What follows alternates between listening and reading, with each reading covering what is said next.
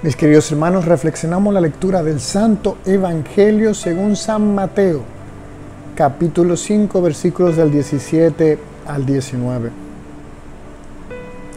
En aquel tiempo, dijo Jesús a sus discípulos: no creáis que he venido a abolir la ley y los profetas. No he venido a abolir, sino a dar plenitud. Os aseguro que antes pasarán el cielo y la tierra que deje de cumplirse hasta la última letra o tilde de la ley. El que se salte uno solo de los preceptos menos importantes y se lo enseñe así a los hombres, será menos importante en el reino de los cielos, pero quien los cumpla y enseñe será grande en el reino de los cielos. Palabra del Señor. Vamos a reflexionar esta lectura del día de hoy, hablándonos sobre la ley y los profetas, la Torá en el mundo judío.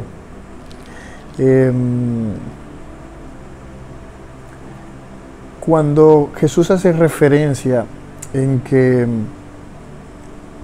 Él no ha venido a abolir la ley, era porque muchos de su época, muchos de su momento histórico en el que Él estaba con los judíos, al ver su manera de proceder, su manera de predicar, pensaban que Él iba a hacer un corte rotundo con toda la tradición judía.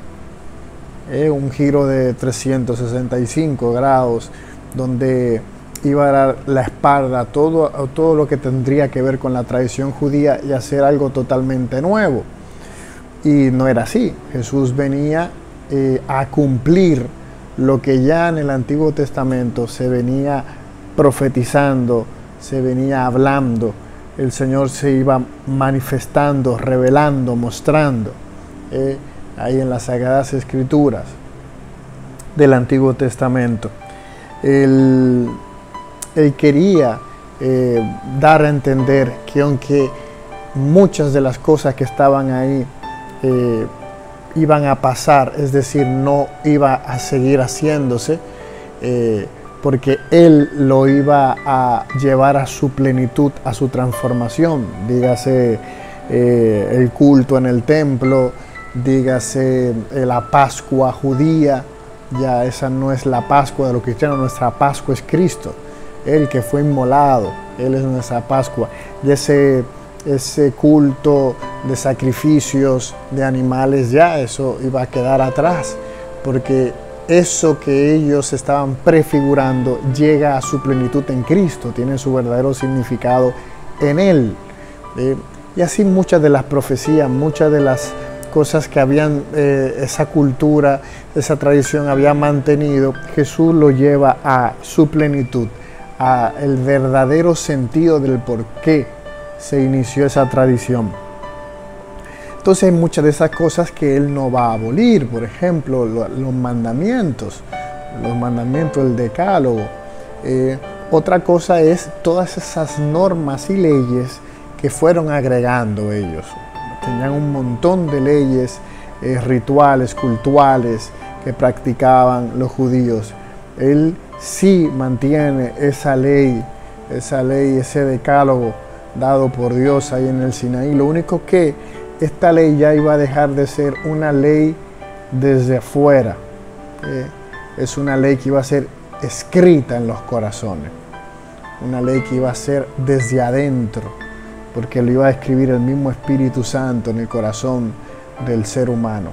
Es el Espíritu Santo que una vez estando en contacto con Él nos lleva a la verdad plena. Él nos revela la verdad plena de Cristo. Él va haciendo esa transformación dentro de nosotros, con esa inhabitación del Espíritu Santo en nosotros. Él es que nos va haciendo progresar en el camino de la fe, en la vida diaria espiritual. Sin el Espíritu Santo no podemos hacer nada. El Espíritu Santo es el que obra. Toda esa vida interior de nosotros es el Espíritu Santo que lo va obrando. Nosotros lo que tenemos que hacer es dóciles a las insinuaciones, dóciles a las inspiraciones, dóciles a las enseñanzas, dóciles a lo que el Espíritu Santo nos está impulsando dentro de nosotros. Y también vemos ese impulso, esa inspiración también en la vida de los santos, cómo el Espíritu Santo en la vida de ellos lo fue llevando, una mayor entrega, una mayor perfección, el Espíritu Santo en ellos obrando. Y así, viendo la vida de los santos, nosotros también aprendemos cómo el Espíritu Santo también a nosotros nos quiere motivar.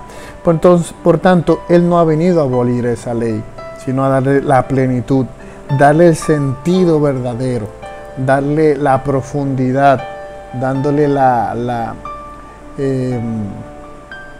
acabamiento. Hay una obra que va siendo construida y ya cuando tú le das el acabamiento, los últimos detalles, eso vino Jesús a hacer. Y por eso Él remarca que antes va a pasar el cielo y la tierra, antes de que se deje cumplir la última letra o tilde de la ley.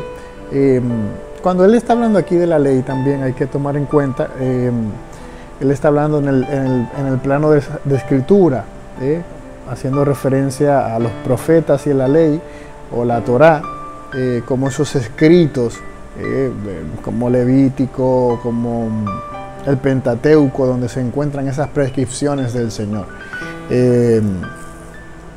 Como eso que está ahí va a cumplirse y se cumple en su persona. El que se salte uno de estos preceptos menos importantes y se lo enseña así a los hombres, pues será el menos importante en el reino de los cielos. O sea, el que ponga esa palabra de Dios como algo que no hay que cumplir o que no hay que prestarle atención, pues así mismo será en el reino de los cielos. Pero el que los cumpla y enseñe será grande en el reino de los cielos. Por eso es tanto el llamado que tienen los obispos.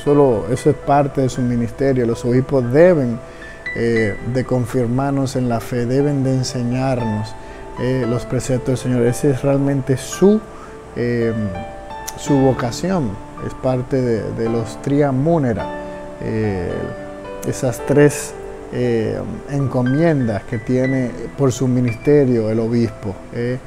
El de gobernar, el de enseñar y el de santificar. Esos tres los tienen todos los obispos y a su vez también pues los sacerdotes en menor grado, pero el obispo en mayor grado pues tiene que hacer esas tres cosas dentro del pueblo de Dios.